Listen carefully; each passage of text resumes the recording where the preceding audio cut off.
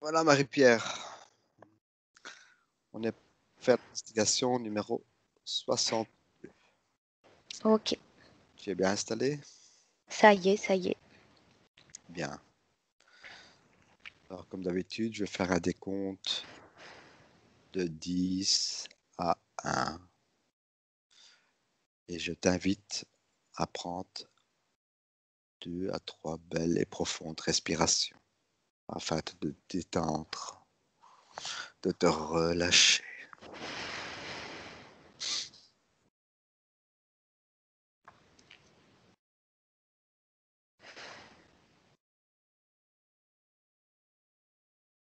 C'est ça.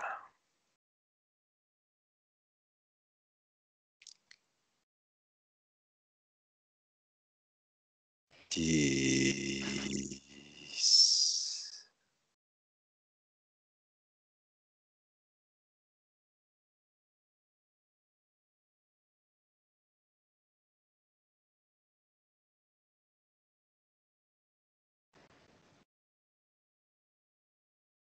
Neuf.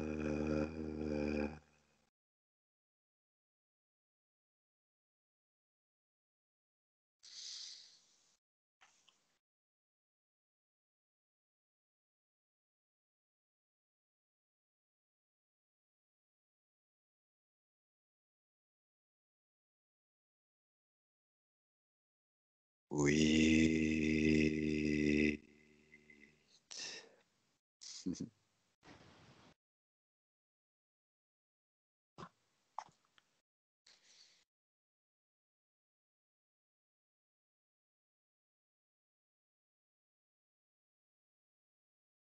7.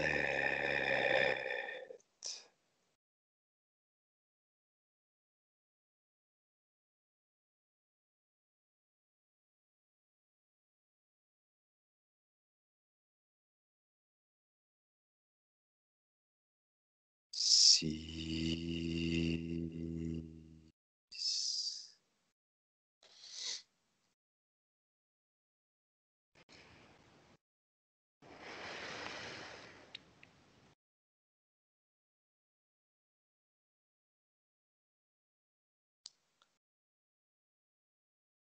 5.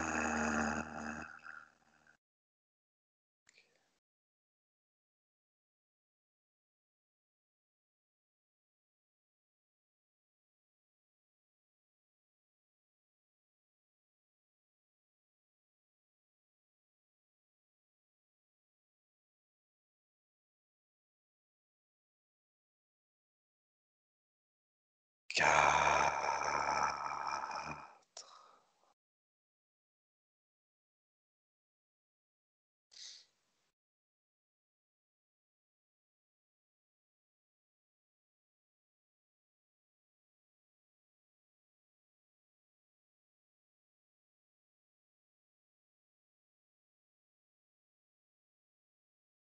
Et 3.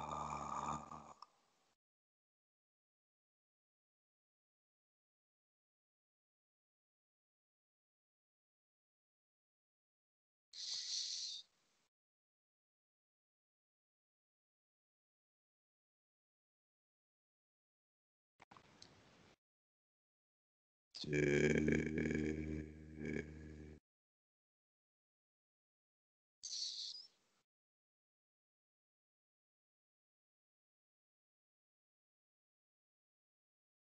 Et 1.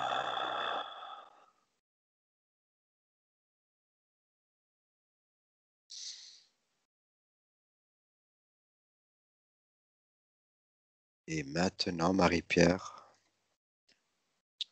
je vais compter de 1 à 3. Et à mon 3, tu vas dans l'endroit appelé Triangle des Bermudes. Et dis-moi ce que tu perçois ou visualises. 1, 2 et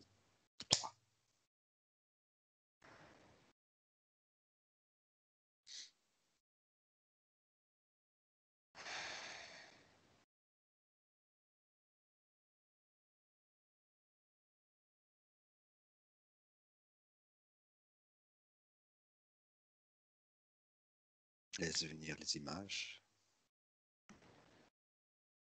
les sensations. Je me sens oppressée, mais en fait, je ne sais pas si je vais y arriver parce que c'est justement un protocole que j'ai fait de mon côté et qui sera mis en ligne demain. Mhm.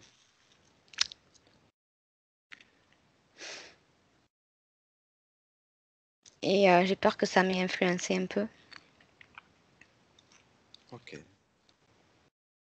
Laisse venir à toi tout ce qui te vient sans faire part de ton mental. Les premières sensations, les premières images, premières observations que tu perçois.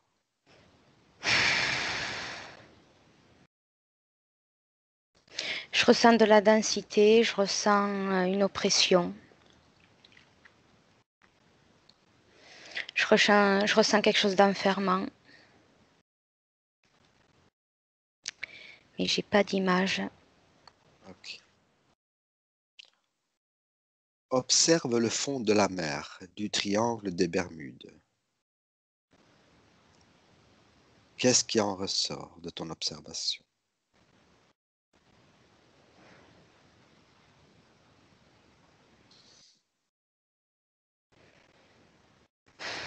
Ça me fait penser à un immense trou noir.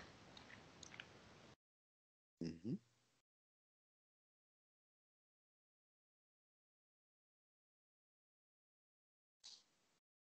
Tu peux en dire plus? Mais c'est pas visible à l'œil nu. C'est comme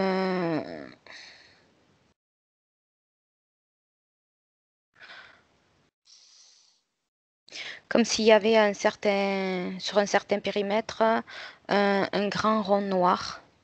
Mais si je le touche, ça fait pas partie des fonds marins. Mhm.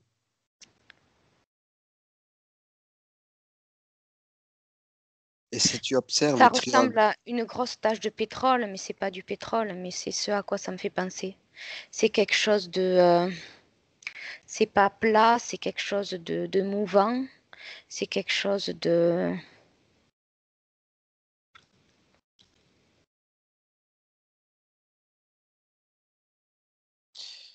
et si tu observes le triangle des Bermudes d'un point de vue éthérique, dis-moi ce que tu visualises, que tu perçois.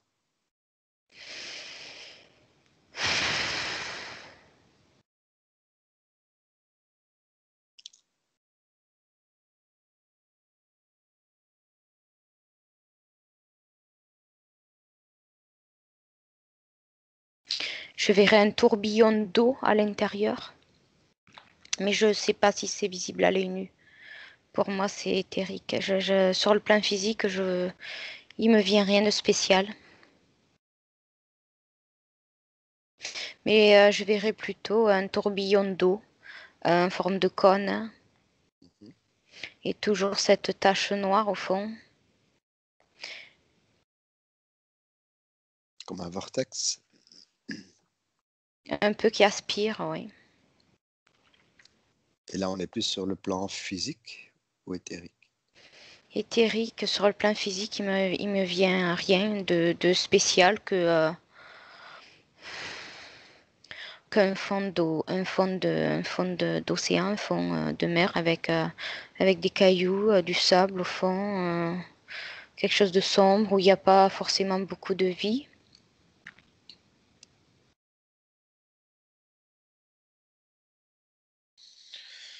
C'est oppressant, c'est pesant. La densité, elle est encore plus pesante. Et je vois aucune vie à part un fond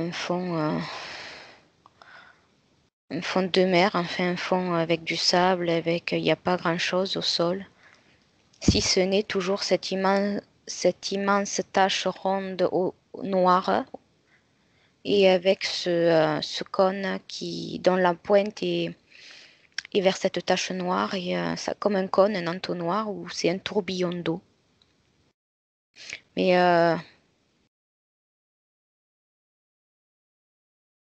c'est tout. Ok. Pourquoi est-ce que plusieurs scientifiques parlent de phénomènes inhabituels et inexplicables?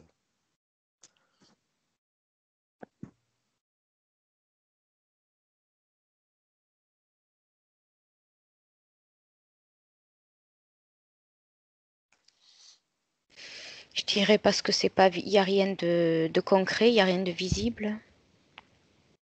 Peut-être à part, peut-être sur leurs appareils, je vois un appareil qui détecterait quelque chose dont ils n'arrivent pas, rien qui puisse toucher du doigt, où ils puissent mettre des mots. Je vois un appareil, je vois une personne et je vois qu'elle comprend pas ce que lui dit son appareil avec des, je vois comme un oscilloscope ou comme une graduation Mhm. et je les vois dans l'incompréhension parce qu'il n'y a rien à part des données analytiques sur lesquelles ils puissent reposer concrètement.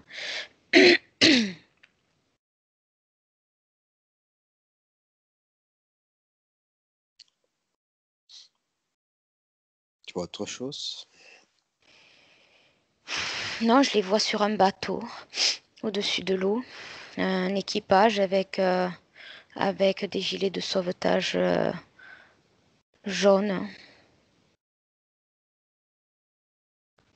avec des bonnets. C'est une équipe, c'est pas une équipe de pêcheurs, c'est une équipe scientifique pour moi. Mhm. Ils sont sur l'eau et j'en vois un avec un appareil qui tient dans les mains, avec, je sais pas, des données qu'il reçoit, je sais pas. Ok. Est-ce que les phénomènes qui se produisent dans cette zone sont-elles de la même typologie? Certains oui, certains non. Mais c'est un endroit assez particulier au niveau déjà, au niveau, comment je veux dire, au niveau, je trouve pas le mot. J'ai l'image au niveau du temps, au niveau des conditions climatiques, voilà. Déjà, c'est un endroit particulier au niveau conditions climatiques.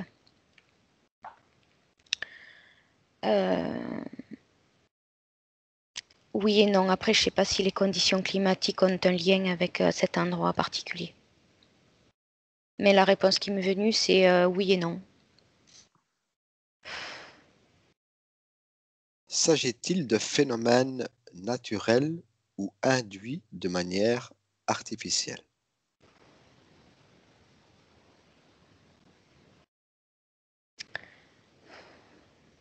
La question me gêne un petit peu parce que ce que je vois, ce que je ressens, c'est que d'un côté, ça pourrait être lié par exemple à une tempête, mais je peux pas dire si la tempête elle est provoquée ou pas. Et d'autre part, ce qui se passe dans cette zone-là, le mot artificiel me dérange. Je dirais pas artificiel, mais surnaturel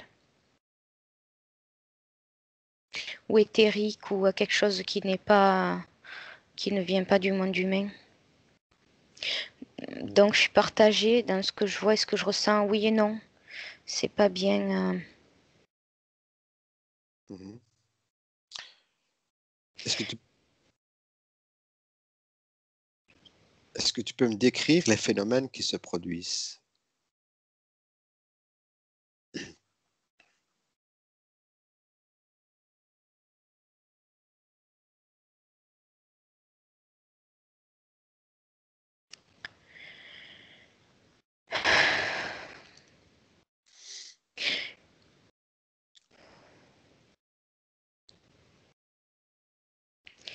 Quand il y a des problèmes à cet endroit-là,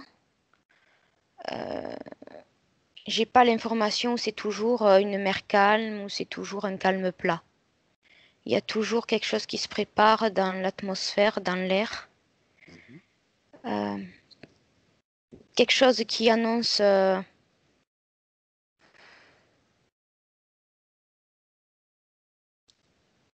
quelque chose qui annonce que dans l'atmosphère tout ça ça va changer.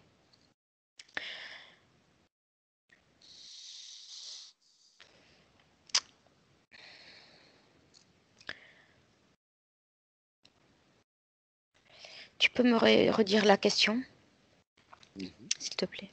Décris-moi les phénomènes qui se produisent. Voilà, l'image est revenue parce que du coup, j'essaie de le dire avec des mots et ça m'a échappé. Toujours sur un plan éthérique, il y a comme des prémices avant que le temps change, c'est assez brutal dans cette région-là, c'est assez brutal. Et il y a toujours des prémices et je vois toujours sur quelque chose d'éthérique où, comme cette zone-là était enfermée par rapport à... Dans cette zone-là, dès qu'on sort de cette zone, ça peut paraître tout d'un coup ça paraît tout d'un coup plus calme. Mhm. Mais il y a comme s'il y avait une zone entourée d'un champ ou de magnétique ou de quelque chose comme ça qui fait que dans cette zone-là, ça peut changer du tout au tout. Et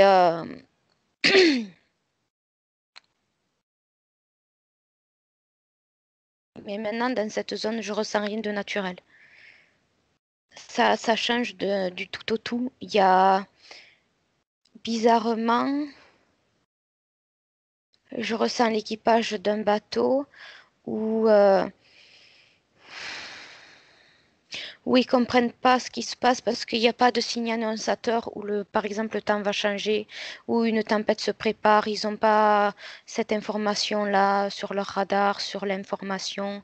Et tout d'un coup, ils ont plus d'informations avec l'extérieur. Et, ça change du tout au tout. C'est comme si ça leur tombait dessus. Il n'y a rien qui puisse de signe annonçateur d'une tempête ou de quelque chose d'autre. C'est une région où tout d'un coup, quand il se passe quelque chose, c'est fermé. C'est une zone fermée avec, l'extérieur de cette zone, comme une frontière, Mhm. où tout ce qui s'y passe à un moment donné, avec les prémices juste avant, est coupé de l'extérieur. Mais c'est éthérique. Je vois comme quelque chose de transparent, d'invisible, comme des parois qui font que ça enferme la zone de l'extérieur.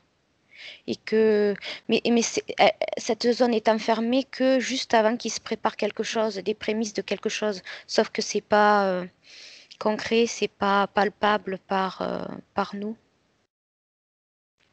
Et quand je vois cet équipage de bateau, tout d'un coup, il y a, au niveau du temps, ça paraît calme. Déjà, eux, ils se rendent compte qu'ils n'arrivent plus à communiquer avec l'extérieur. Donc, ils prennent ça pour quelque chose de technologique au niveau de leur appareil. Et, euh, et je sens chez eux, c'est pas conscient, je sens déjà chez eux une angoisse, quelque chose d'assez, un état de panique, comme si leur intuition ou quelque chose qui n'arrivait pas à mettre le doigt dessus commençait déjà à les mettre en panique un petit peu, sans raison apparente, comme si déjà ils ressentaient indirectement qu'il allait se passer quelque chose et mais que pour autant autour d'eux, ça continuait à être calme. C'est, et quand et quand ils commencent, en fait, je suis sur un bateau depuis tout à l'heure et je me rends compte que tout d'un coup, la mer commence, comme si elle était vivante, commence tout d'un coup comment on pourrait dire, à s'énerver, à se mettre en colère, mais ça viendrait d'un coup et ils comprendraient pas. Et c'est là qu'ils ne verraient rien sur leur radar et pas aucune communication possible. Mais ce qui est marrant, c'est que leur être inconsciemment, c'est que juste avant que ça commence, quand c'est plat, je les ressens déjà paniquer, Mhm. sans...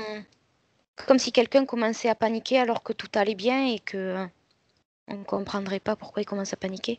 Comme si déjà il y avait une sensation de quelque chose. Je ne sais pas l'expliquer, mais... Et Il se passe qu'est-ce quelque chose. Je pense qu'ils captent quelque chose au niveau de leur...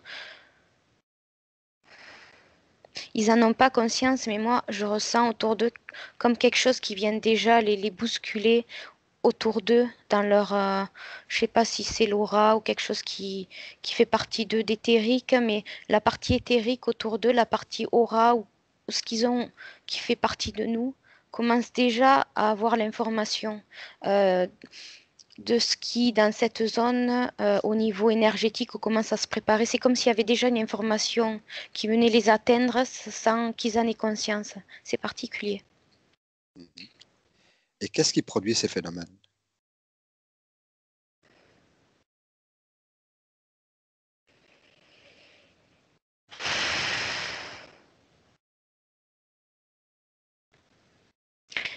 Alors j'ai l'image de... Mais ça non plus, c'est pas visuel, c'est pas visuel. C'est comme si dans cette zone, tu sais, quand on jette un caillou dans l'eau, ça fait des ondes, des ronds, de plus en plus grands.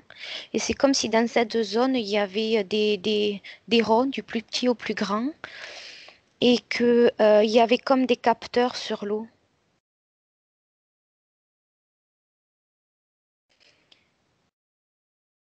Mhm.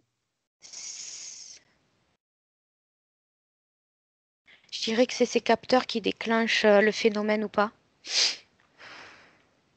Tu peux m'en dire plus sur ces capteurs?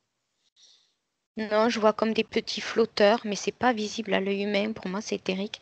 Des petits flotteurs ronds, comme des petites balises. Voilà, je recherche le mot. Comme des petites balises qui sont tout autour de cette zone qui la, qui la balise et qui déclenche le phénomène. Et au déclenchement du phénomène, il y a cette paroi invisible qui enferme cette zone-là où il n'y a pas de contact avec l'extérieur. Je vois des parois invisibles comme un mur invisible assez haut vers le ciel. Mhm. Ça enferme la zone, en fait. C'est comme s'il y avait un déclenchement de plusieurs phénomènes, comme un effet domino.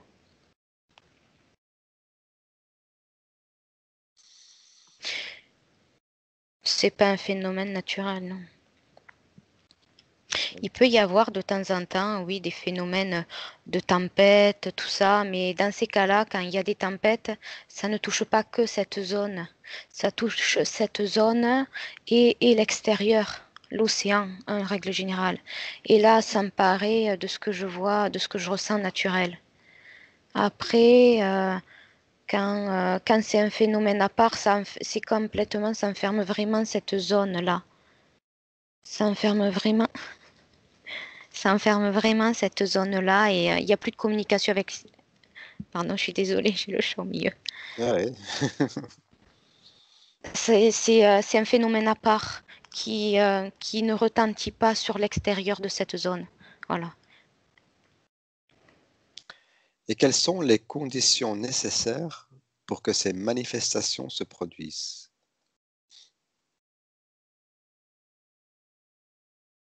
Alors j'ai le mot ion, les ions atmosphériques qui me viennent. Oui. J'ai le mot décharge électrique aussi. C'est comme si cette zone-là, je vois comme des éclairs dans l'atmosphère, hein. Comme si, voilà, c'est comme si l'atmosphère de cette zone était tout d'un coup électrique. Était tout d'un coup, oui, électrique.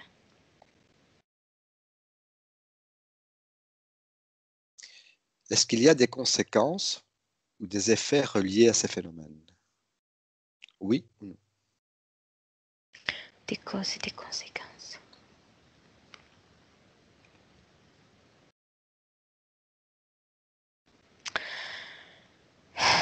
Bon, les causes, c'est pas naturel, c'est pas humain même, je dirais. Et au niveau des conséquences, il me vient le mot programmation, c'est-à-dire que je pense, j'ai comme information que c'est un phénomène qui se déclenche de façon programmable. Parce que je vois le phénomène qui est en train de se déclencher dans cette zone-là Et il n'y a pas âme qui vive, il n'y a pas de bateaux qui sont en train de passer, il n'y a pas d'avion, il y a rien de particulier. Pourtant, le phénomène se déclenche. Mhm. Ce qui me fait penser du coup à quelque chose de programmé. Est-ce qu'il y a des effets reliés à ces phénomènes?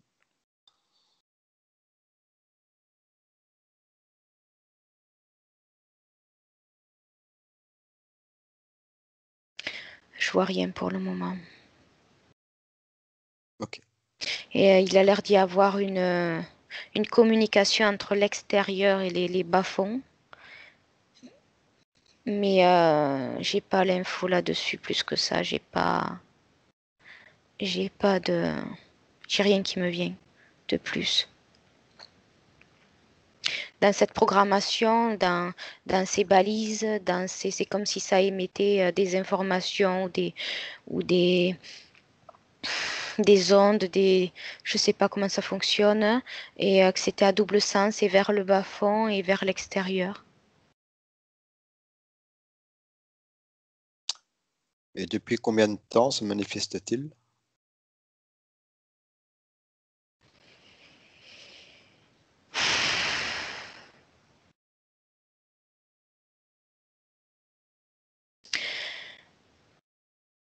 Alors je sais pas ce que ça veut dire. Je dirais depuis le début de la dernière civilisation humaine.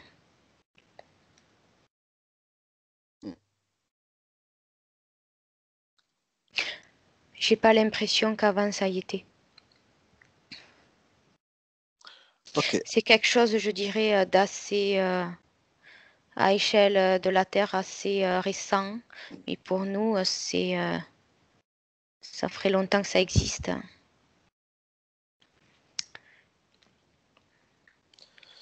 Ok. Amont 3 va à la toute première fois qu'un phénomène insolite se produit dans le triangle des Bermudes. Et Mhm. décris-moi ce qui s'est passé. Un, 2 et 3.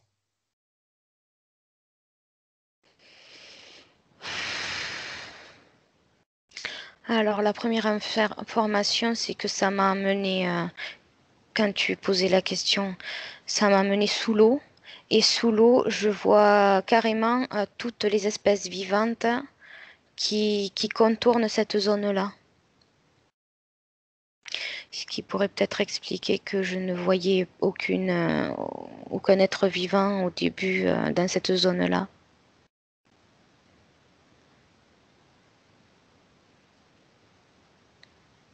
C'est comme si, je ne sais pas si c'est le cas, mais c'est comme si les poissons, tout ce qui vivait sous l'eau, contournait cette zone-là. Mhm. Ça les dévarie aussi. Ça les dévarie, c'est-à-dire?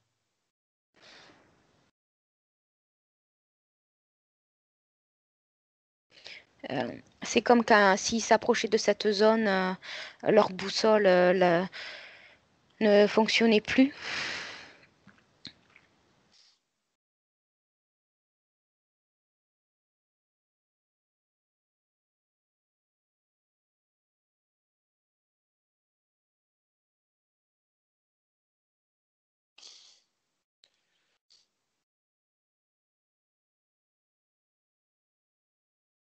Que se passe-t-il?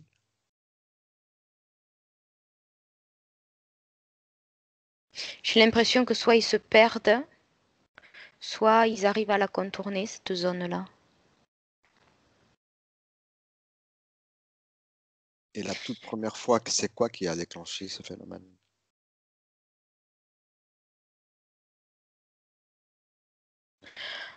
Alors d'abord, j'ai pas l'image. Maintenant, j'ai pas l'image parce que bon, j'avais pas forcément l'image d'un triangle qui me venait, même si tu me le disais.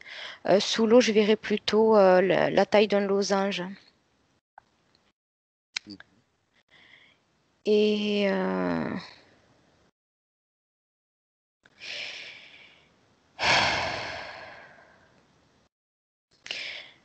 et je sais pas si c'est la première fois, mais quand ça se déclenche, Je verrais plutôt comme... Moi, je peux expliquer ça. Sur cette zone-là, c'est comme s'il y en avait un immense... Je parlerai pas de vortex parce que pour moi, les vortex, ça fait tourbillon. Alors que là, je verrais plutôt comme... à la dimension de cette zone, je verrais plutôt comme un large tuyau où ça aspire dans les deux sens. Imagine que tu sois aspiré du ciel ou que tu sois aspiré vers les bas-fonds. Comme s'il y avait un espèce de tunnel ou de tuyau du haut, de haut en bas où ça circulait très vite, très vite, très vite, très vite. Je ne sais pas si c'est la première fois, mais quand ça se déclenche, je vois ça. Ok. Je ne sais pas ce que c'est, si c'est des ondes, si c'est autre chose, je sais pas. Ça va tellement vite que je ne sais pas ce que c'est. C'est des traits, c'est des faisceaux, je sais pas ce que c'est. À quoi je pourrais comparer ça?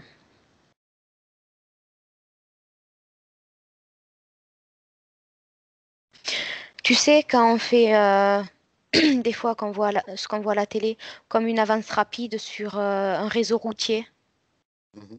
tu sais, ça va très vite avec des effets lumineux. On voit plus les voitures tellement que ça va très vite. On voit que des traits. Ouais, je vois l'image. Ouais. Ben, c'est ça que je vois, mais c'est pas lumineux. C'est très très très rapide, très très très rapide. Je sais même pas, ça va tellement vite que je sais pas si ça va de haut en bas ou de bas en haut.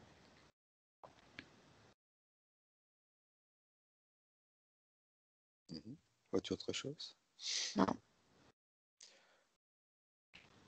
Ok.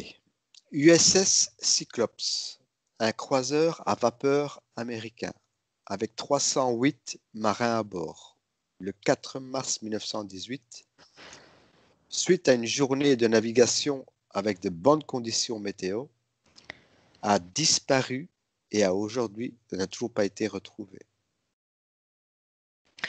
Alors déjà, il n'y en avait pas 308. C'est pas le Ok. bon chiffre. Ok. Tu dirais combien? Et je sais pas, Ok. je sais pas, mais Est-ce que tu perçois cette information comme vraie ou fausse? ça serait proche du nombre, mais ou 309, ça se joue pas à grand-chose.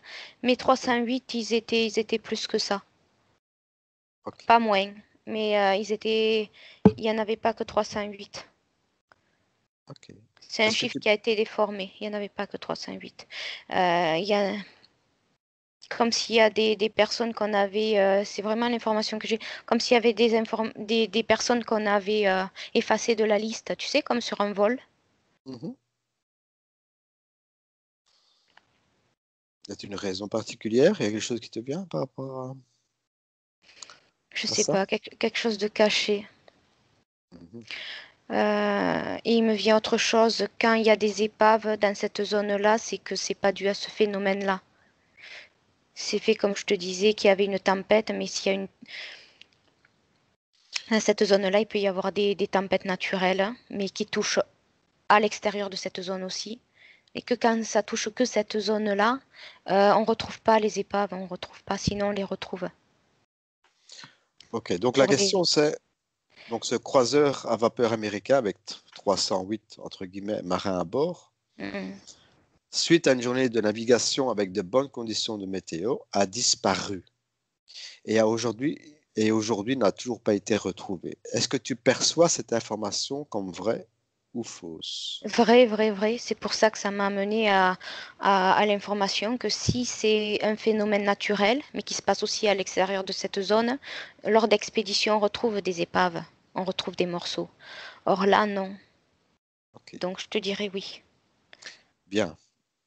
Je veux maintenant que tu C'était ailles. un...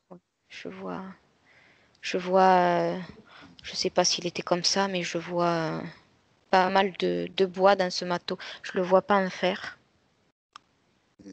Je sais pas comment il était. Va à bord du croiseur USS Cyclope. Quelques instants avant sa disparition. Et à mon 3, Ça y est, j'y décris-moi suis. ce qui se passe. J'y suis. Donc, à mon 3, tu vas quelques instants avant sa disparition. J'y suis déjà. 1, 2. Décris-moi ce qui se passe. Il n'y a plus personne sur le bateau. Mhm. Je vois le bateau qui est vide. Ok. Et le bateau qui continue tout seul et qu'il n'y a plus personne sur le bateau. Et c'est calme. Il n'y a plus personne sur le bateau. Où sont passés tous les marins qui étaient... Ils ont été aspirés. C'est ce qui me vient, je le vois pas. Aspirés ou comment on peut dire, téléchargés, j'ai le mot qui me vient. Tu sais, comme des hologrammes qui disparaissent d'un coup. Ça, c'est l'image que j'en ai. Et les mots qui me viennent en tête, c'est télécharger. Ok. Comme si tout d'un coup, paf, ils étaient téléchargés, téléportés, quelque chose. Ok. Et le bateau? Parce que le bateau n'a pas été retrouvé non plus. Que Euh, s'est-il je, passé? je sais pas, mais je le vois. Je vois pas où il va ou ce qu'il fait, mais je vois juste l'image où tout d'un coup tout le monde disparaît instantanément. Et c'est pas les uns après les autres, c'est d'un coup. Et je sais pas, je vois le bateau voguer tout seul. Après, je sais pas ce qu'il devient, j'ai pas l'info. Mais il y a que, je vois que l'équipage qui disparaît, pas le bateau. Le bateau, c'est comme comme on dit, le vaisseau fantôme, comme c'est un peu pareil. Il n'y a plus personne à la barre. Il n'y a pas de mort non plus, non, c'est comme si, Et pourquoi non, on n'a toujours pas retrouvé ce bateau? Tu dis que je les sais. marins ont été téléportés, entre guillemets, et le Ouais, bateau? tout d'un coup, je vois comme des hologrammes qui, clac, s'effacent. Mhm. Comme si l'image était brouillée, mais assez rapidement, et clac, il n'y a plus rien.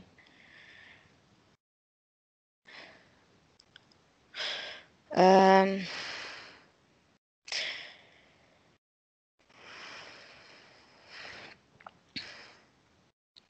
le bateau, je le vois. Il est, c'est une mer calme. Il avance tout seul. Et j'ai plus l'impression que c'est dans le même espace-temps. D'accord.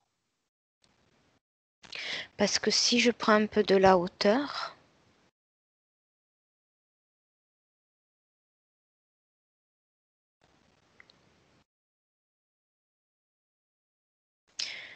j'ai pas l'impression. Si je prends vraiment de la hauteur, c'est une sensation de. Quand je vois le bateau, j'ai une sensation. Déjà, je vois que la mer est calme. Et je vois vraiment comme tout le bateau, mais dans les environs, c'est vide. C'est calme, c'est sans vie, tu sais. Et si je prends de la hauteur, en fait, je vois pas de civilisation sur la Terre. C'est comme si, comme sur le bateau, dans cet espace-temps, il n'y avait aucune âme qui vive. Ok. Je ressens pas qu'il y ait à large échelle, au plus proche, j'ai l'impression que c'est un espace entre deux. C'est comme si on avait voulu reproduire la planète, les conditions où était le bateau, la mer, tout. J'ai pas, c'est pas vraiment une autre dimension, c'est comme un espace-temps entre deux. Ça me fait penser à, tu sais, quand on meurt et on peut se retrouver entre deux. Oui. Et ben c'est ça, mais c'est du copier-coller avec la planète. Et c'est un calme, mais pas un calme. C'est un calme vide, pas un calme apaisant. C'est comme si ça, dans cet entre-deux de copier-coller, il y avait aucun être vivant, ni au-dessus, ni au-dessous, parce que quand je prends de la hauteur, c'est comme s'il y avait que l'image, mais c'était vide, hein. Vide de toute vie. Et il y fait tout le temps jour.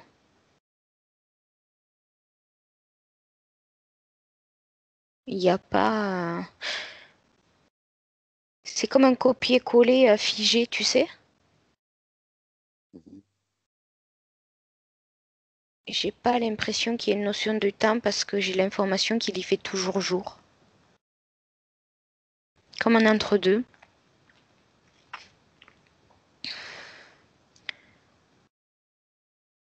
Ok. Et en fait, depuis tout à l'heure, je suis en train de regarder autour de moi et je vois comme s'il n'y avait plus de vie depuis longtemps.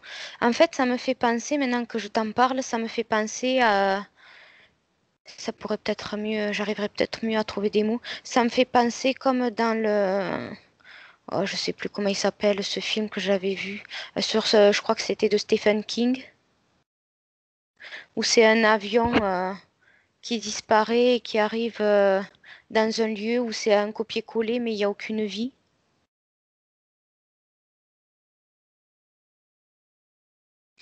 Mais c'est pas une autre dimension, j'ai l'impression que c'est un entre-deux et où c'est du copier-coller, où tout est à l'identique, mais il n'y a aucune espèce de vie. Et mais par contre, c'est comme s'il y avait des restes, ouais, des restes humains, mais il y a jamais eu aucune vie par contre là. C'est comme un copier-coller. C'est à ça que ça me fait penser, de ce que je vois. Je suis plus sur la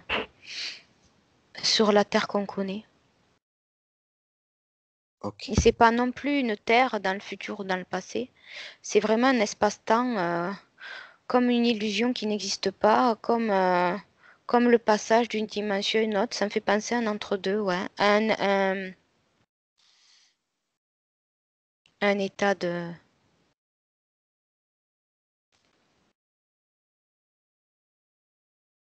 Ouais, comme un hall de gare. T'es pas dans le train, mais t'es pas non plus dans la rue. Entre deux. Mais c'est du copier-coller. Ok. Et c'est là qu'il est le bateau. Mhm. En 1945, 5 avions torpilleurs, pendant un exercice, sont disparus de la visibilité des radars. Ensuite, un autre avion parti à leur recherche a disparu aussi. Les 6 ne furent jamais retrouvés. Perçois-tu cette information en tant que vraie ou fausse?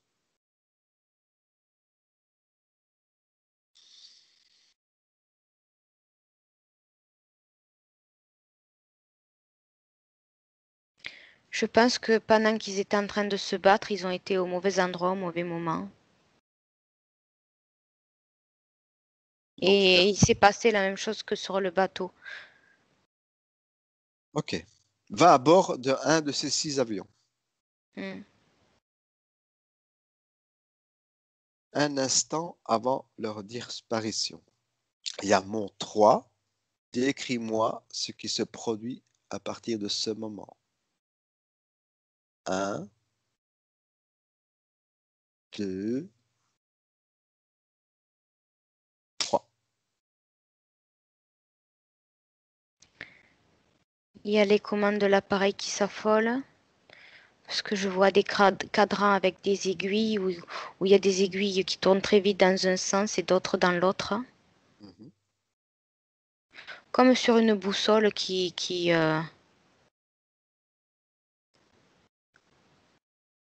serait plus où elle en est, quoi.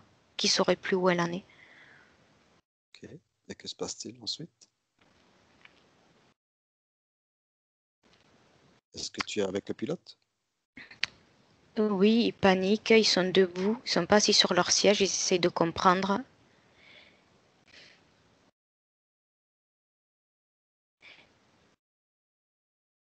Et ce que je comprends pas, c'est qu'ils se retrouvent dans cet entre-deux, mais que dans cet entre-deux, en même temps, ils disparaissent. C'est-à-dire que pendant qu'ils paniquent, tout d'un coup, tout redevient à la normale, mais moi, je perçois qu'ils sont plus sur dans notre dimension, ils sont dans l'entre-deux. Et puis tout d'un coup, je vois plus rien, il n'y a plus personne à bord. Et l'avion qui continue à... C'est marrant parce que, comme le bateau, là, je vois l'avion qui continue, et c'est comme dans cet entre-deux. C'est plus les mêmes conditions parce que c'est comme si l'avion continuait à voler. Tout était redevenu calme, mais c'est l'avion, ce qui me paraît bizarre, c'est qu'il chute pas, il continue à planer. J'ai pas l'impression qu'il y ait une attraction terrestre parce qu'il continue à planer et il n'y a plus personne dedans. Je les vois paniquer parce qu'ils se rendent compte que tout d'un coup les cadrans perdent pied. Les informations, je sais pas comment on appelle ça, euh, perdent pied. Et donc ils paniquent et je les vois debout devant leur siège, devant les cadrans, en essayant de rétablir la situation. Et tout d'un coup, ils comprennent pas parce que tout redevient d'un coup calme, le calme plat. Et moi, je perçois qu'ils sont déjà dans cet entre-deux. Et je les vois disparaître. Ils disparaissent pas avant. Et, euh, et ce qui est bizarre, c'est qu'ils continuent, il n'y a plus personne aux commandes, mais ils continuent dans l'atmosphère, dans le vide, à continuer tout droit. C'est comme s'il y avait pas d'apesanteur, euh, comme s'il y avait pas d'attraction terrestre. Il ne chute pas l'avion, c'est ça.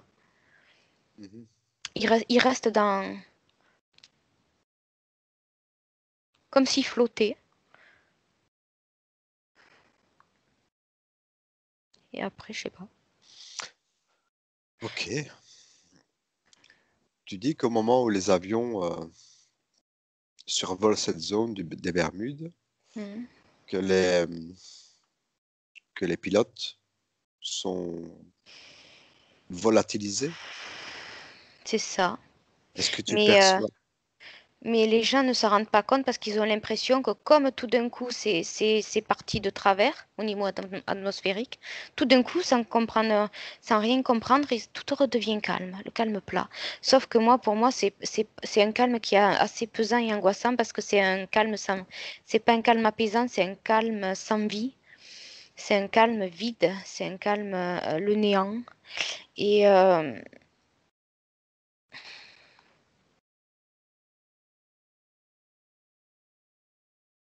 Et j'arrive pas à nommer ce que c'est cet espace, cet entre-deux.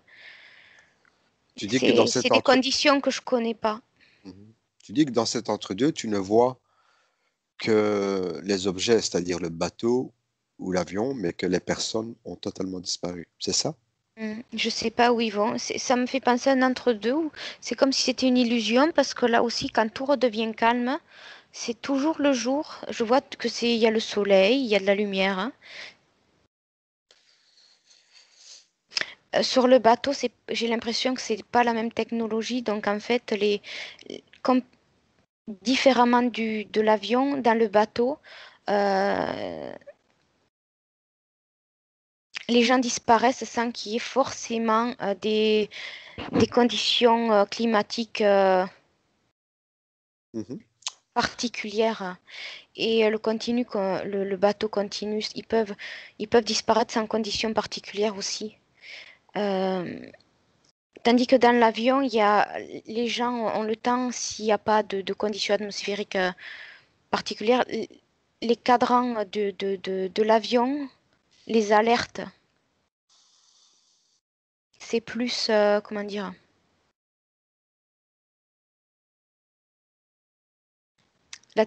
j'ai l'impression que dans le scénario que je vois, la technologie des avions les prévient qu'il y a quelque chose qui va se passer que je ne vois pas sur le bateau. As-tu la, Plusieurs cas de figure. as-tu la, as-tu l'impression que ces marins ou ces pilotes qui ont disparu dans cette zone sont décédés, désincarnés? Non, non. Est-ce que tu penses qu'ils sont dans un autre espace dimensionnel? Oui, mais je vois pas. Non, ils sont pas morts, non.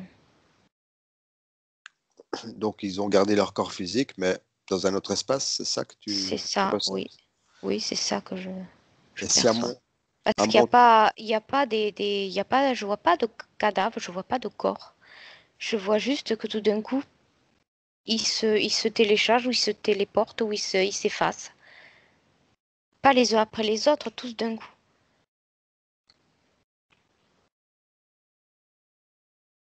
est-ce que tu peux essayer de te connecter à un de ces pilotes, le pilote avec lequel tu étais à bord de l'avion? Essaie de te connecter à lui,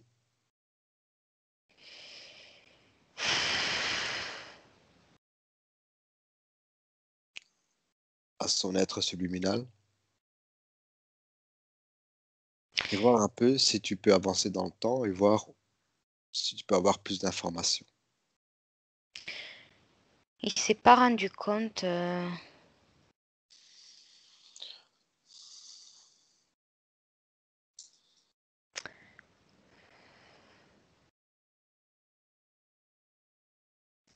Comment expliquer ça? Il croit que tout est redevenu à la normale et qu'ils sont toujours dans l'avion. Mhm. Sauf que j'ai l'impression qu'il tourne en boucle. Mais je le sens pas décédé, hein.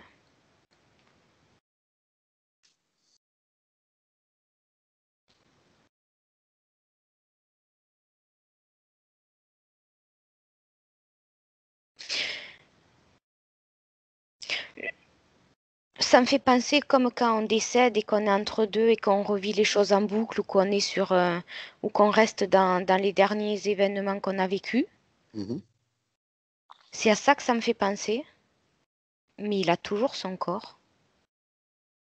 Et j'ai l'impression qu'il est dans l'illusion, mais il n'est pas mort.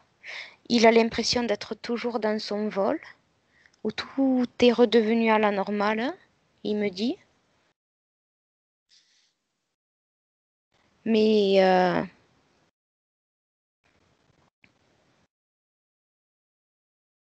Aujourd'hui, au moment où je te parle, il est toujours dans ce entre-deux.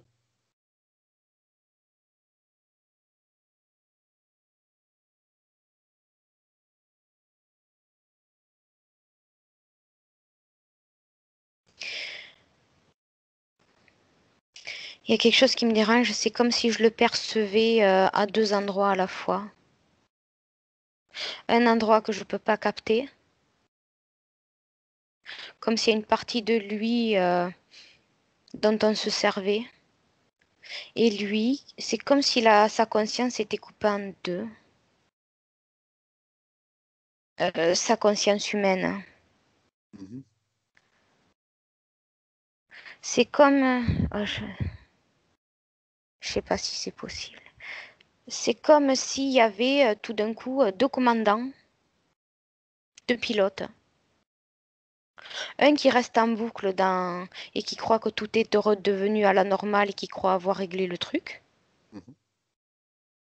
Enfin, sans explication particulière. Et qui continue le vol en boucle et qui s'en aperçoit pas. Et une partie de lui qui est ailleurs, mais dont il n'a pas conscience. Comme, je crois que c'est ça qu'on appelle comme ça, un don d'ubiguïté, mais inconscient. Mhm. Je connais pas ce phénomène-là, même s'il existe. Mais quand je le vois tourner en boucle, pour moi, c'est dans cet entre-deux.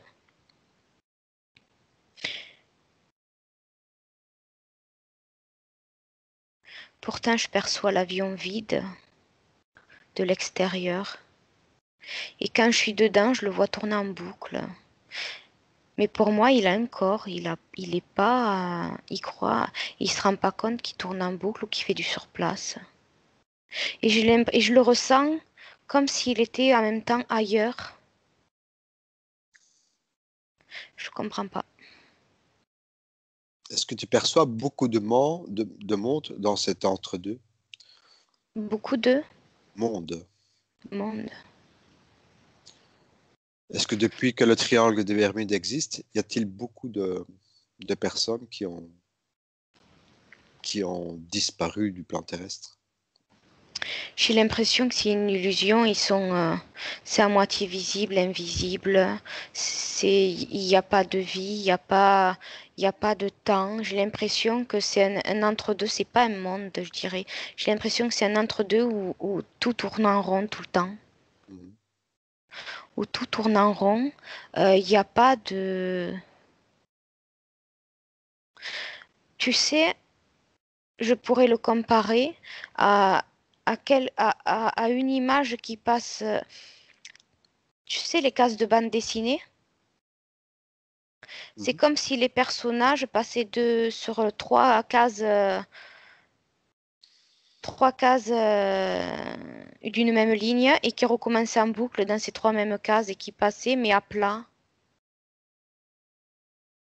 Mhm. Il n'y a pas il y a pas de profondeur, il n'y a pas de, c'est plat et ça tourne en boucle, mais pas en rond comme ça. Ça tourne en boucle c'est plat. L'image est plate. Et si tu me parles de bateau ou d'avion et que j'observe à l'extérieur, je vois rien de vivant. Et si je me concentre à l'intérieur de l'avion, je vois comme des,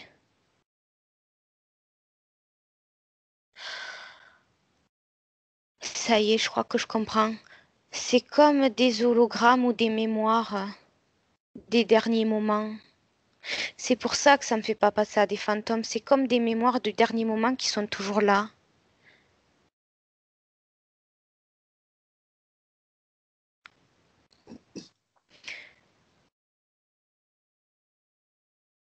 Tu sais, comme une image des derniers moments qui se seraient calqués.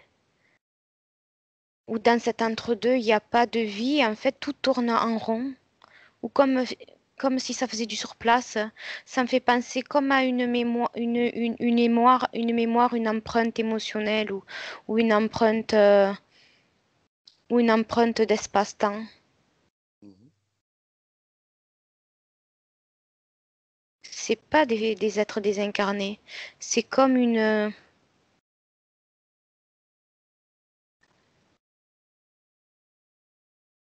c'est, c'est comme les derniers moments qui auraient été vécus dans la mémoire des personnes.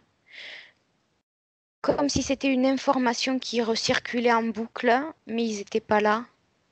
Comme une illusion, cet entre-deux, c'est comme un monde d'illusion où rien n'est palpable, il y a pas de temps, il n'y a pas de profondeur, il n'y a pas de, c'est plat. Et pourtant, dans ce que je vois, c'est comme si ça tournait en boucle.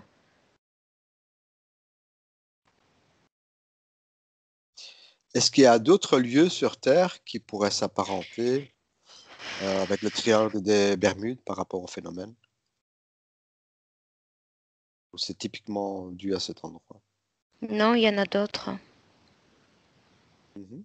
Tu pourrais me citer les lieux?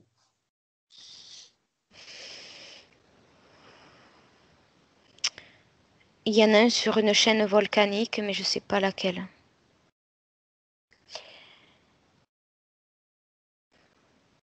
Il y en a une autre dans l'Himalaya.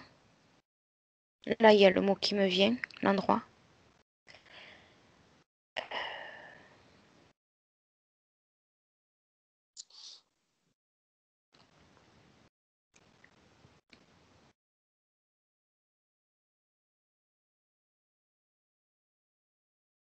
Dans le désert aussi. Mhm.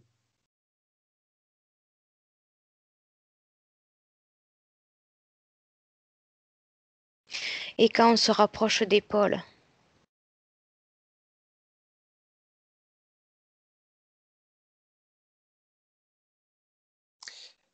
Est-ce que ces phénomènes sont-ils induits par des forces extérieures?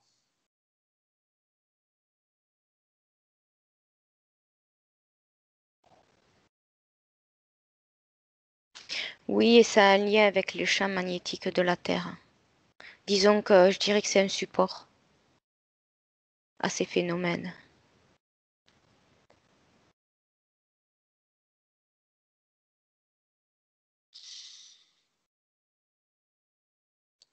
Y a-t-il d'autres informations qui te viennent avant qu'on rentre?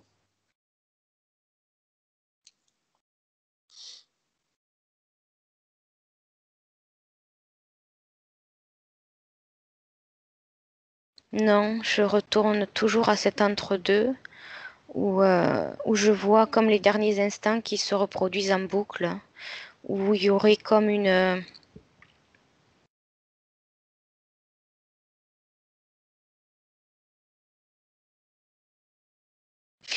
réminiscence des derniers instants qui tournent en boucle.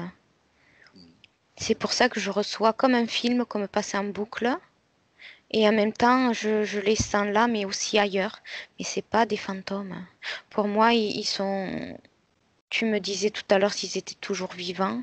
Ouais, Je les ressens pas morts. d'accord. Ils sont passés à autre. Ils sont passés sur autre chose, hein. Je sais, mais autre chose sur autre chose, je sais pas comment l'expliquer. Et un autre genre de vie, mais ils sont, pour moi, au jour d'aujourd'hui, en 2020, ils sont pas morts. On les a fait passer à autre chose. Est-ce que tu peux en rejoindre un, si tu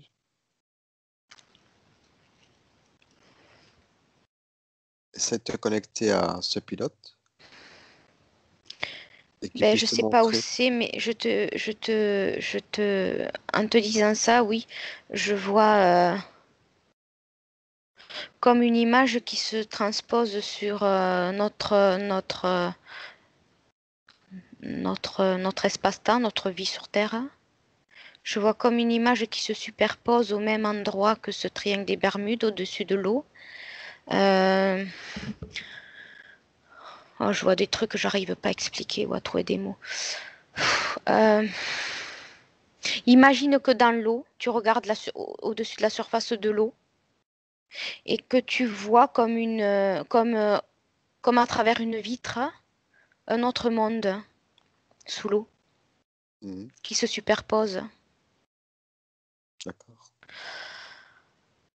C'est comme si tu regardes au-dessus de l'eau, tu vois rien sous l'eau. Tu peux pas voir, à part s'il y a un peu de soleil, mais tu vois pas ce qu'il y a sous l'eau. Et là, c'est comme si je voyais à la place de la surface de l'eau une vitre, ou de l'autre côté, je voyais comme un monde superposé où je vois il y a beaucoup. Comment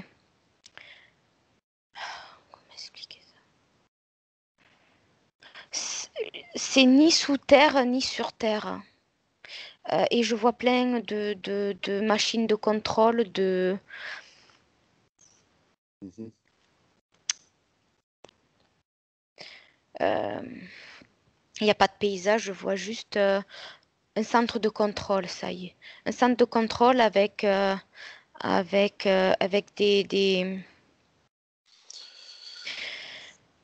une ingénierie avec des télécommandes, avec des écrans, avec des êtres gris élancés, maigres, avec quatre doigts. Et il y a des êtres humains qui...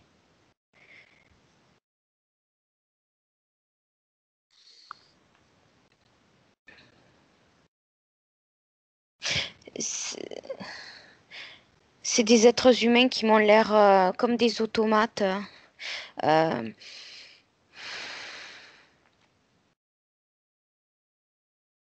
c'est comme si c'était eux qui étaient à chaque fois aspirés ou téléportés, Mhm. mais ils n'ont pas la mémoire de leur vie d'ici. Je les vois, euh, je les vois agir de façon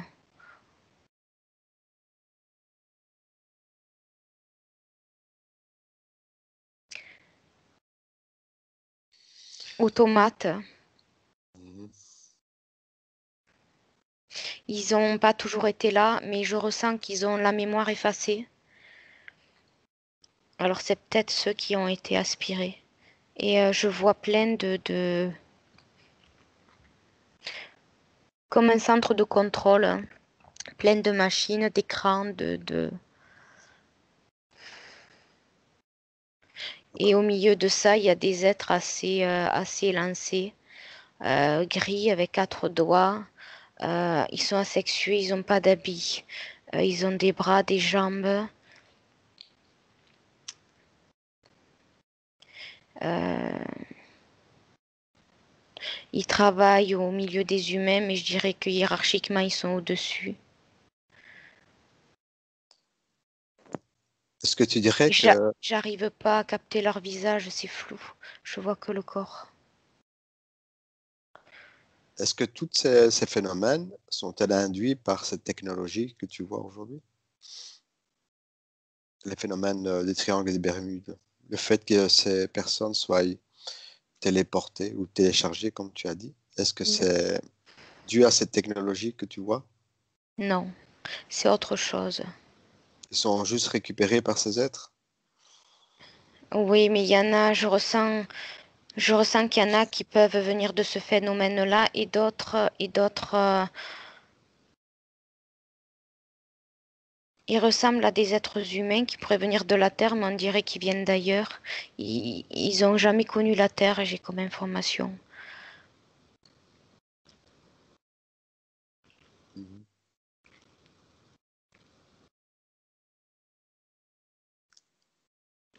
C'est comme s'ils avaient laissé une partie d'eux dans cet entre-deux pour ceux qui ont disparu. Comme s'ils avaient laissé cette mémoire.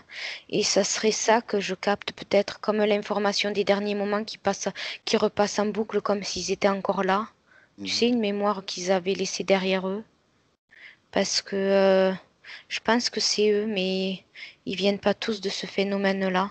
Et c'est comme si on leur avait laissé, comme s'ils avaient, on leur avait laissé cette mémoire dans cet entre-deux, comme piégé en boucle, et que physiquement parlant, ils étaient ailleurs dans cet espace d'ingénierie, avec ces êtres, avec ces machines. Mais c'est ailleurs, ces machines ne contrôlent pas le phénomène du triangle. Et je sais pas à quoi ils servent, mais c'est autre chose. Et ces êtres, que font-ils avec ces humains? C'est quoi leur but? Il les supervise. Je vois une grande salle où il y a plein de machines. Je peux pas, je vois pas plus. Où je les vois aller d'une machine à l'autre. Et ils supervisent les autres. Ils sont pas en train de les surveiller immobiles.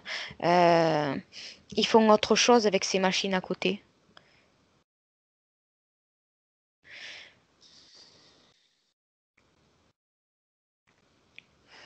Ok, Marie. Les êtres humains, par contre, sont habillés. Ils sont habillés de quelque chose. Les êtres n'ont pas besoin d'être habillés. J'ai l'impression que les êtres humains, par contre, sont habillés d'un vêtement ou de quelque chose qui les protège de cet environnement-là ou des machines, je sais pas. Ils ont un habit spécial pour être dans cette pièce-là, dans cette zone-là.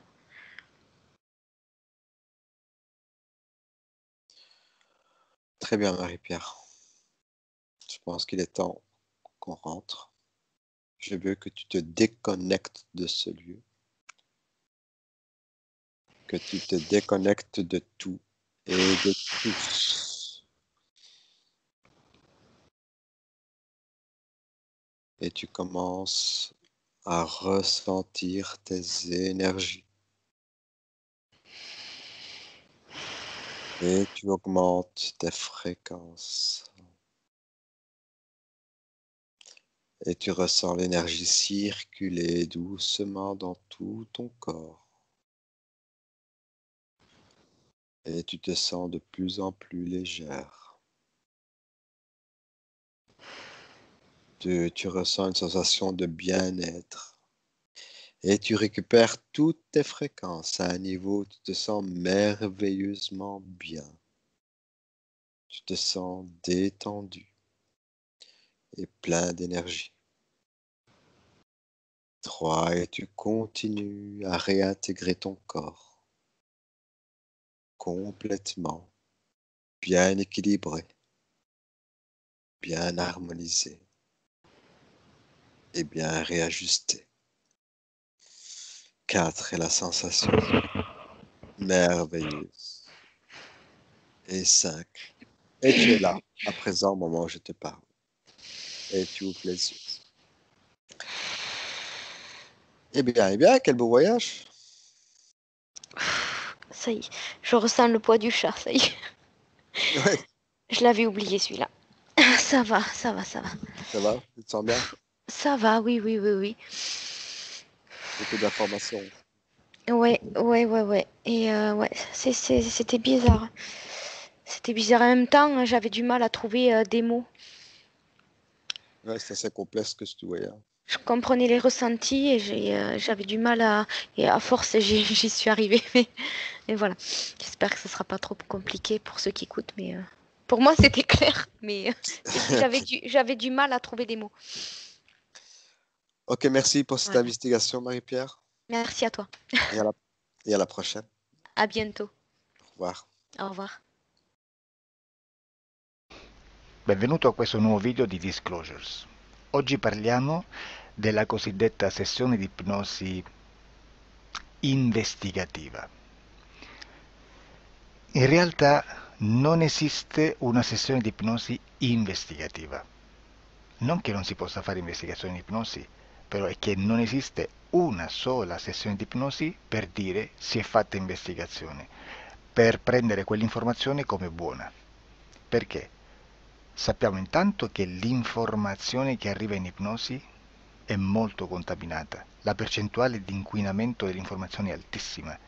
Pensate a questa informazione che viaggia per tantissime dimensioni, attraversa densità, passa per coscienze che volontariamente o involontariamente possono distorcerla e poi arriva infine alla persona che sta in ipnosi, che ha una coscienza, ha una mente, ha un'esperienza e interpreta questa informazione secondo la sua struttura mentale, secondo le sue credenze, che per quanto si possa essere più o meno liberi mentalmente, liberi pensatori, sempre c'è una parte subliminale che interpreta in base all'educazione ricevuta, alla cultura e perché no, anche tutte le esperienze di esistenze passate che ancora lasciano un segno in noi.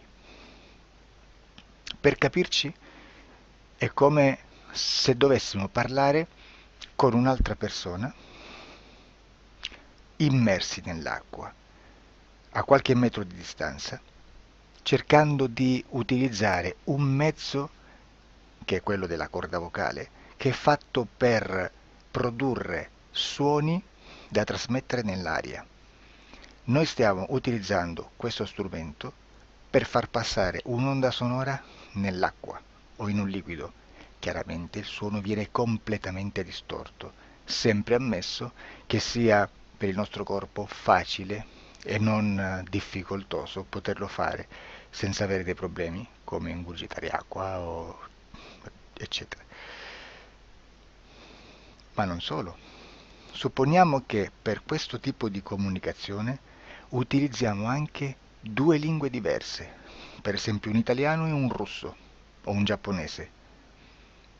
Per quanto possiamo anche interpretare il labiale, non possiamo capire quello che ci sta dicendo, perché la lingua è diversa. La lingua, diciamo, da dove parte l'informazione a dove arriva è completamente diversa, il codice, il linguaggio è diverso, ma possiamo anche cercare di capirci attraverso i gesti, attraverso le espressioni facciali. Per quanto sia ipoteticamente facile poterlo fare sott'acqua, però non dobbiamo dimenticare che l'acqua non è l'aria e può distorcere l'immagine, ma non solo. dobbiamo anche pensare che l'altra persona, che parla un'altra lingua, che viene da un'altra cultura, potrebbe interpretare i segnali che noi interpretiamo come X in Y. Per noi un sì è abbassare la testa dall'alto verso il basso, per esempio, sì, e il no da sinistra verso destra, no. In alcuni paesi orientali, come le Filippine credo o qualcun altro, utilizzano esattamente gli stessi segni, ma al contrario. No, sì. Immaginate due persone di queste due culture che stanno cercando di comunicare in maniera così difficoltosa e alla fine non gli rimane altro che interpretare il linguaggio corporale. Sì, che per l'altro invece no. Cosa voglio dire con questo esempio estremo? Che l'informazione da dove parte a dove arriva viene completamente deformata. Non sappiamo esattamente quale percentuale perché ogni situazione è a sé stante, però la percentuale di inquinamento, di distorsione, di contaminazione di questa informazione è assolutamente alto. Quindi fare una sessione investigativa, mettere una persona in ipnosi e chiedere di Tizio Caio Sempronio di una situazione o chiedere certi dati è assolutamente controproducente, è assolutamente inutile. Quindi vi chiederete cosa fate allora voi quando fate ipnosi, quando fate delle domande, quando cercate delle risposte e con queste informazioni che vi arrivano lavorate sulla situazione esoterica del cliente. Beh, non facciamo altro che recuperare questa informazione solamente per arrivare al problema del cliente e poi lavorarci. Quindi il valore dell'informazione non è quello di un'istruzione, quello di memorizzare dei dati e di prenderli per buoni, ma è un veicolo di movimento, di trasporto verso la causa del problema per poi lavorarci. Quindi lo scopo di questo tipo di informazione che si prende dalla singola sessione è completamente un altro. Come si fa quindi? Investigazione in ipnosi. Il lavoro non è semplice, il lavoro è lungo, difficoltoso, stancante. È necessario farlo anche in squadra perché bisogna moltiplicare il numero di sessioni da fare e una sola persona potrebbe farlo soltanto in un tempo estremamente largo. Noi abbiamo delle informazioni che prendiamo ormai per buone, ci lavoriamo, danno dei risultati e quindi per noi sono buone. E come abbiamo fatto ad avere queste informazioni? Per esempio, come facciamo a sapere che un extraterrestre chiamato il cosiddetto grigio è più o meno alto X, poi ci sono magari quelli anche un po' più alti, ma hanno un corpo strano, hanno una pelle grigio-verde, hanno degli occhi grandi a mandorla, neri, senza una pupilla visibile, non hanno quasi bocca né naso né orecchie, hanno soltanto delle fessure, non hanno organi genitali, hanno degli arti molto più lunghi rispetto alla proporzione che potrebbe avere il corpo umano e di solito hanno meno dita delle 5 del corpo umano, eccetera, eccetera, eccetera. O se no prendiamo un altro tipo di essere che possiamo incontrare in ipnosi, come facciamo a dire che hanno delle somiglianze con i rettili, gli animali rettili terrestri o gli invertebrati, gli insetti terrestri? Perché? Perché siamo sicuri di questa informazione e ci lavoriamo e quando ci arriva la prendiamo già per buona, nonostante sia anch'essa contaminata. Perché queste informazioni sono arrivate da tantissime sessioni, fatte da tantissime persone, con tantissime altre persone sotto ipnosi e che nel contesto di tutto il lavoro gli uni non sapevano degli altri.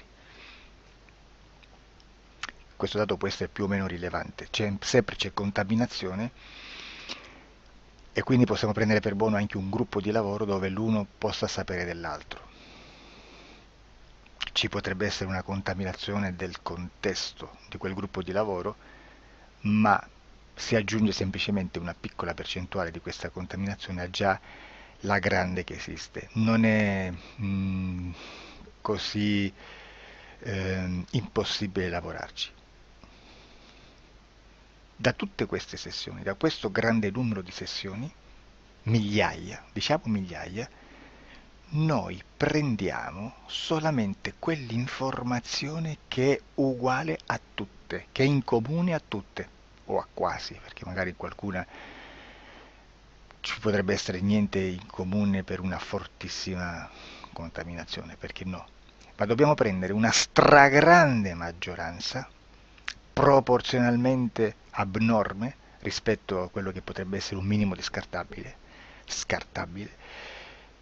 e lì possiamo prendere per buona questa informazione. Quindi se noi su 10.000 persone diverse, con operatori anche diversi, in cui in ogni sessione vediamo un essere che più o meno ha le stesse caratteristiche del grigio o dell'insettoide, a forma di mantide religiosa, o il rettile a forma di lucertola, per esempio, di serpente o di quello che sia, o se vediamo il pianeta Marte più o meno di colore rosso, o se vediamo dei sotterranei eterici, non fisici, nel sottosuolo terrestre, soprattutto sotto le grandi città, dove c'è concentrato molto potere, molta energia di questo tipo, e che più ne hai più ne metta. Se vediamo degli impianti che hanno certi tipi di funzioni, certi tipi di forme in certe parti del corpo, e questa informazione la ritroviamo tutta o quasi in tutte le sessioni fatte,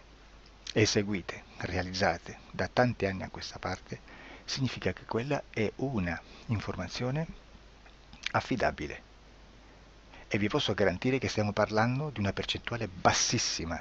Su un 100% staremo, credo, forse più in basso di un 3, di un 2-3%.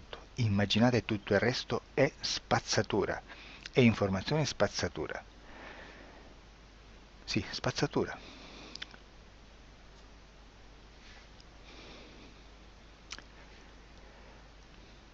C'è anche un'altra cosa da dire.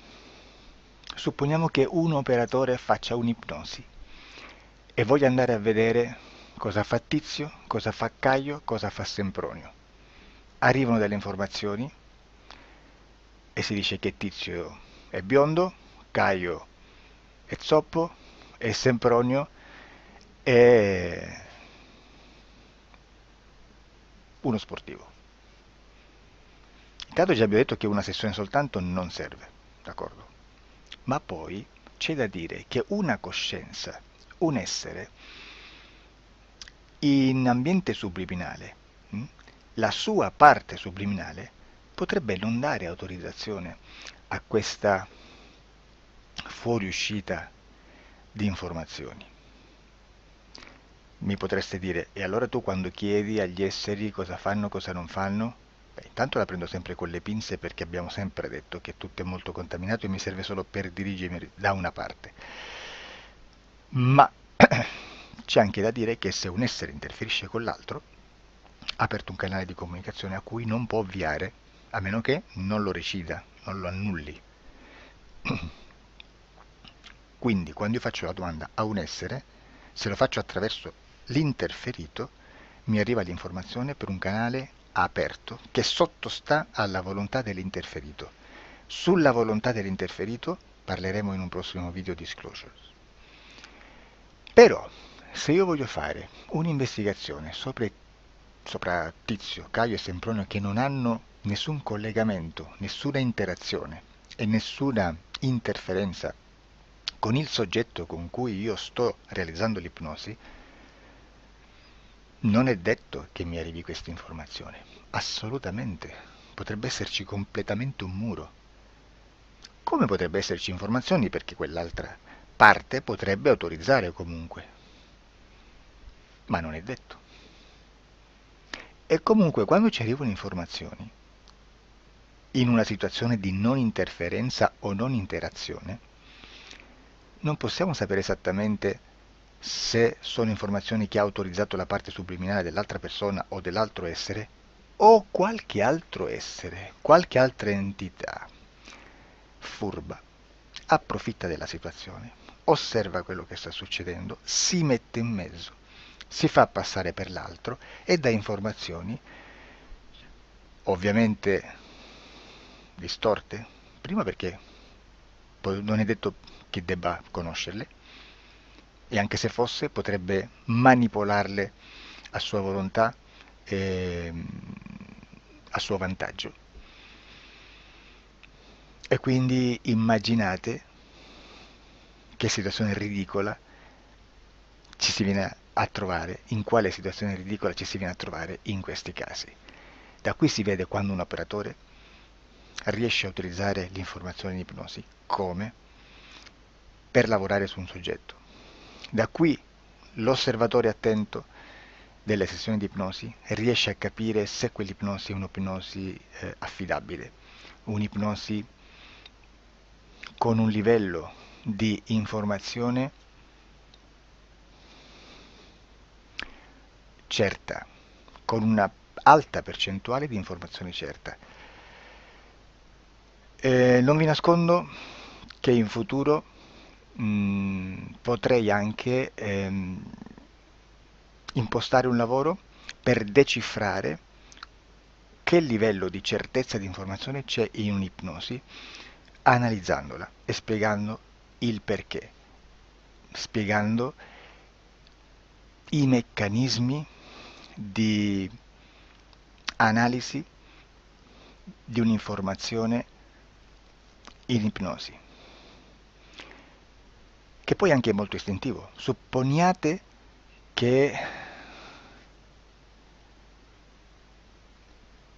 che dobbiamo cercare un'informazione su internet, per esempio un fatto di cronaca. Voi preferite mettervi su un sito ufficiale? A caso. L'ANSA in Italia, ADN Kronos, qualche telegiornale che per quanto possano manipolare l'informazione ad alti livelli, comunque possiamo dare affidabile la fonte dell'informazione che viene trasmessa. Non possono trasmettere una bufala sicuramente. Verrà sicuramente manipolata ad altri livelli. Ne parleremo in altri video, ma a livello base la fonte è certa. Sicuramente non andrete a cercare questa informazione sul primo sito, il primo blog che vi passa davanti e magari ha 4 followers. Perché? Perché non vi dà nessuna garanzia della certezza della fonte. Non c'è un controllo né nella struttura interna di questa agenzia di informazione e né dal grande pubblico, che per la quantità di persone che attingono quell'informazione si può dedurre se l'informazione è certa o meno, perché è un'informazione che passa in un pubblico così vasto che se ci dovesse essere una distorsione con la realtà è molto probabile che venga fuori. Credo che abbia detto quasi tutto sulle sessioni investigative. Prima di chiudere aggiungo che proprio per questo stiamo conducendo dei cicli di investigazione in ipnosi regressiva che comprendono tante sessioni con persone diverse, con una buona o eccellente suscettibilità ipnotica sicuramente, per poter indagare su spazi ristretti su alcuni temi. Perché dico spazi ristretti? Perché se andiamo a prendere eventi grandi nel tempo, nello spazio, storici, parlare di qualcosa di molto generico implica una quantità di sessioni abnorme. Immaginate se dovessimo fare una sessione investigativa sui buchi neri, quanta informazione ci sarebbe e quante informazioni da filtrare. Sarebbe quasi impossibile farlo in questa maniera. Ma se noi riduciamo lo spazio di investigazione, se noi prendiamo per esempio, investighiamo sulla pedofilia nella Chiesa Cattolica, ecco, se già restringiamo il campo d'azione è molto più facile che possiamo attingere informazioni affidabili, presuntamente affidabili, con un numero di sessioni sicuramente alte, ma ridotte rispetto ad altri tipi di sessioni molto più generiche, su temi molto più generici. Quindi per fare anche delle investigazioni su temi molto generici bisogna suddividerli in temi, in dettagli, per poi alla fine quando tutta l'informazione è stata filtrata ed è stata dedotta l'informazione comune, si possono mettere insieme per cominciare a costruire il quadro, mettere insieme tutti i puzzles. Questo è il vero senso dell'informazione in ipnosi, quando si fa ipnosi investigativa. La sessione per risolvere una problematica, un problema, con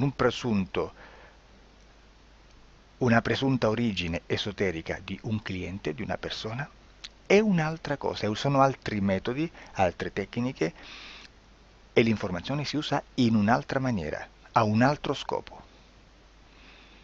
Grazie, ci vediamo al prossimo video. Disclosure.